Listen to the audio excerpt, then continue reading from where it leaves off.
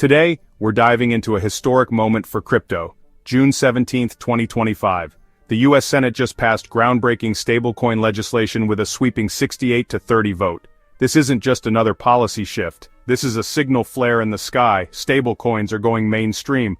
But what does that really mean? Is this the dawn of a digital dollar system, or the first step towards surveillance-driven financial control?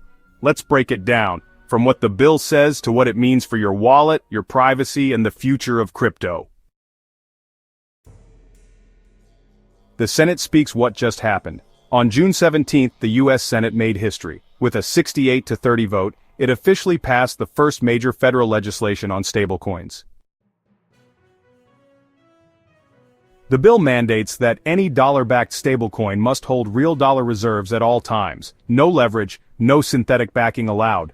These reserves must be stored in short-term U.S. Treasury debt or other similar safe financial products. And now, stablecoin issuers are required to register with a state or federal regulator. It's clear, Washington wants control over this space. But they also want legitimacy for the industry, and this is their attempt to bring both control and legitimacy into crypto's most useful tool, the stablecoin.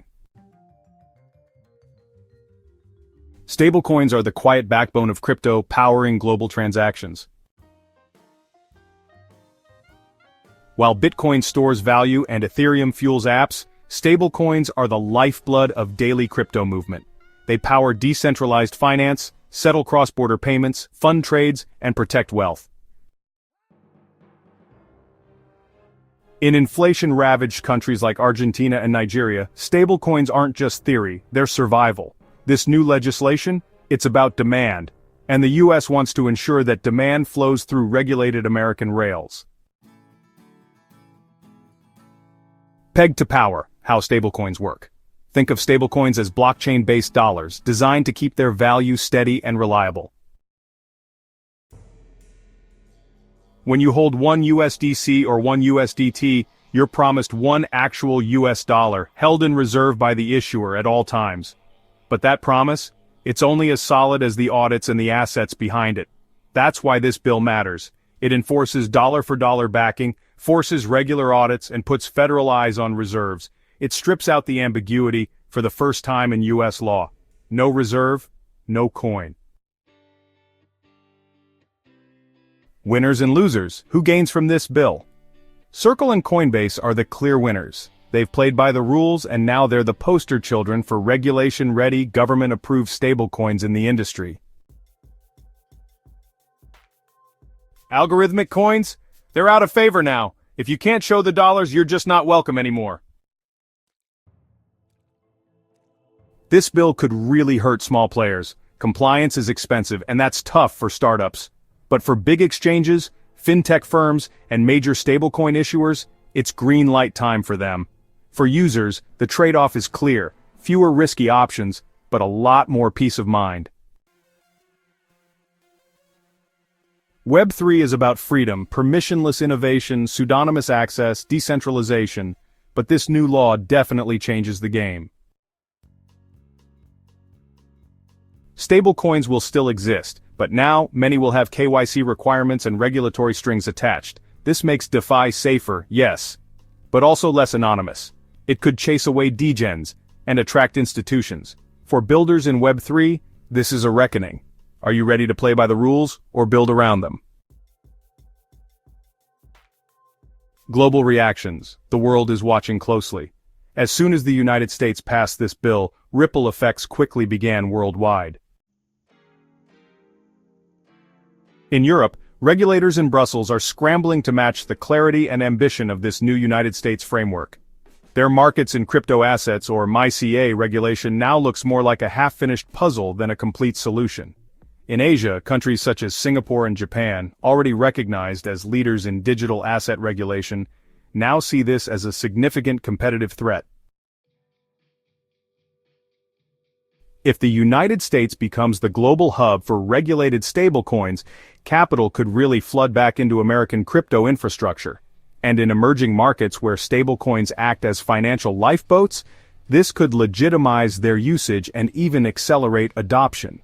Imagine the US dollar, not just as paper, but as a digital stream moving across blockchains backed by Congress. The House debate. What happens next? The stablecoin bill isn't law yet, but the debate in Congress continues, shaping its future. The decision is now in the hands of the House of Representatives.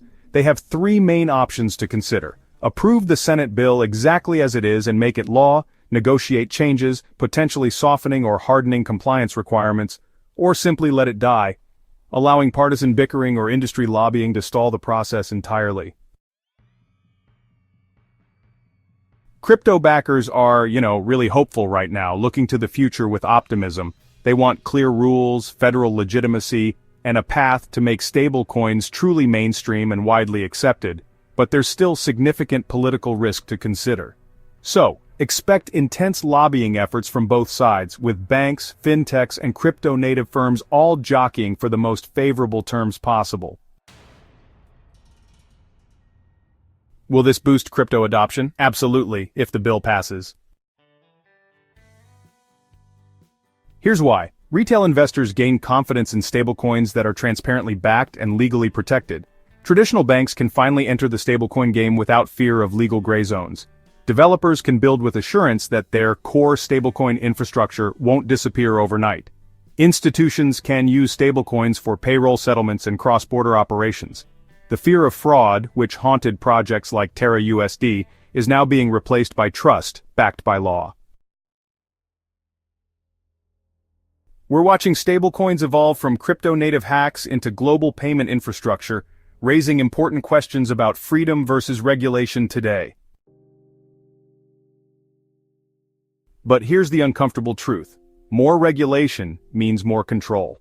If you think stablecoins are just the beginning, you're right. With central bank digital currencies on the horizon, this could be the first move toward programmable money, where spending can be tracked, taxed, or even restricted. So while this bill brings clarity and safety, it also invites surveillance and central control. You need to decide, is the convenience of regulated stablecoins truly worth the cost of your financial freedom? Because once you give regulators the keys, they almost never give them back. Here are some practical takeaways. What should you do now? First, diversify your stablecoin holdings. Stick with fully regulated coins like USDC, or those backed by audited reserves. Next, keep an eye on regulatory headlines.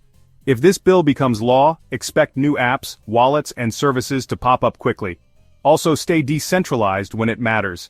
Use regulated tools when you need stability, but preserve your privacy where it counts with decentralized options. And finally, learn how to self-custody.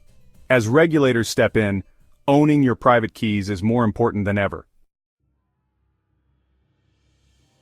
Alright, so just a few final thoughts. Let's take a moment to reflect. A new digital era really is beginning, and it's happening right now. This Senate vote isn't just about stablecoins, it's a gateway moment, the point where crypto stopped waiting for permission and actually started getting it, officially for the very first time. What this means is that the United States now finally sees digital dollars not as threats, but as valuable assets. Lean in, stay informed, and be ready for what's next. The financial system is changing, not in a decade, not just in theory, it's happening now, in Congress, in your wallet, and on the blockchain.